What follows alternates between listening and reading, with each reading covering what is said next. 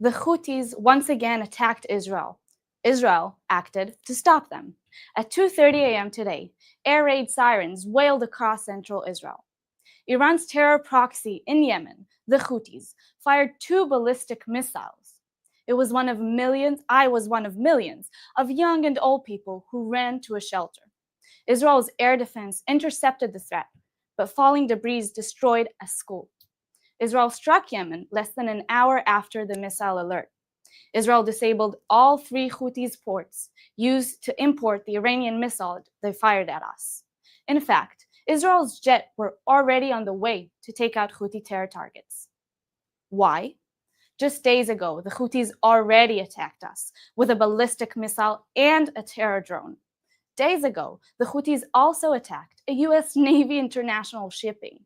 The US struck the Houthis too. The Houthis have fired over 200 ballistic missiles and 170 drones at Israel since October 7th. The Houthis say, "Death to America, death to Israel, curse be upon the Jews." We know that they mean it. Our defense minister told the Houthis, Israel's long arm will reach you. The Houthis and their Iranian overlord should know that we mean it. Hamas is being dismantled.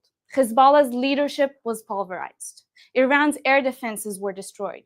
If the Houthis or anyone else tries to hurt us, Israel will end their ability to do us harm.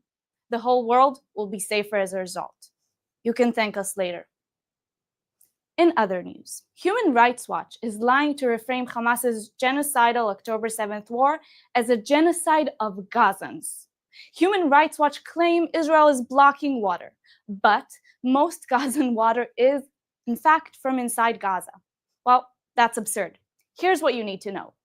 Gazans have lots of water. Human Rights Watch is lying to empower Hamas.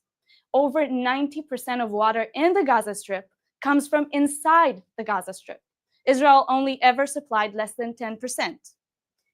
Even so, Israel runs 3 water lines into the Gaza Strip from Israel's water system.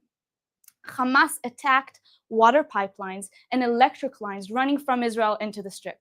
Israel's soldiers and workmen repaired the lines under Hamas fire. Hamas filmed themselves digging up water pipelines to use as terror rockets. 2 more water pipelines from Egypt operated for much of the war. Over 50,000 tons of water came in on aid trucks from Israel to Gaza. How much water do Gazans have right now? Northern Strip gets 170 liters per person. Central Strip gets 34 liters per person. Southern Strip gets 20 liters per person. International standards for conflict zones are 15 liters per person. Human Rights Watch has been lying about Israel for 20 years. Human Rights Watch raised money in Saudi Arabia to attack Israel while promising not to advocate for LGBT rights.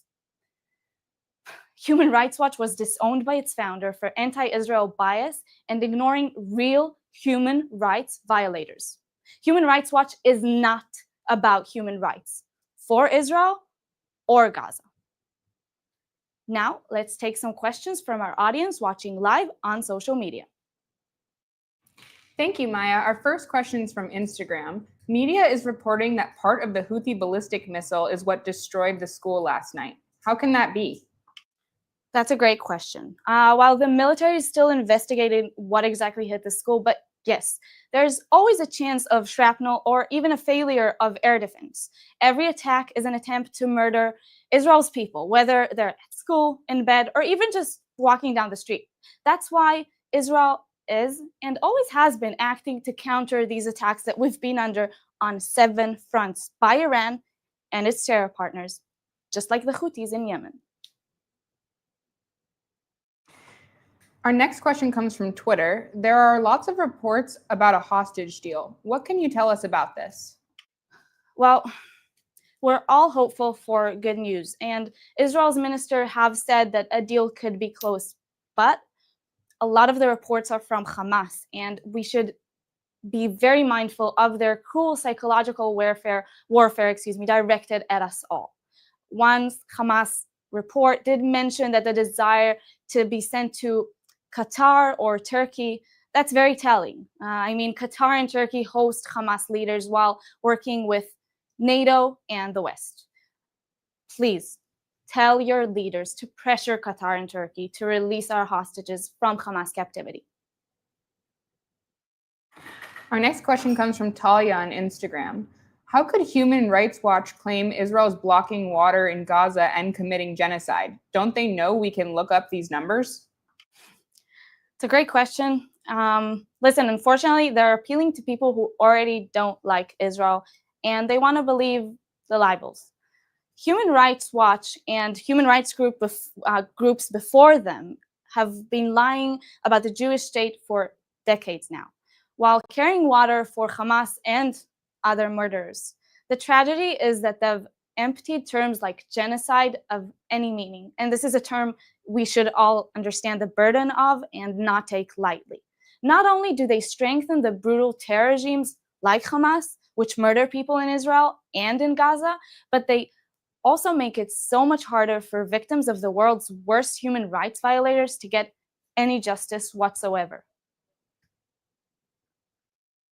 Thank you. This is our final question. How can I, as a non-Jew and non-Israeli, help stand up for Israel? Well, first of all, thank you so much. I appreciate it. We're all grateful for our allies who don't have a direct connection to this fight. I'm speaking obviously as an Israeli and as a Jew, but I think that this fight should concern the entire world and is a matter of humanity. A really good example, which I just want to touch base on, is of someone with that doesn't have a direct connection and beautifully stands with us. And this is the Australian news reporter, Erin Molan. Erin actually perfectly explains that this fight is not just about Israel or the Jewish peoples. It's a battle for morality and humanity in the face of terrorism and extremism.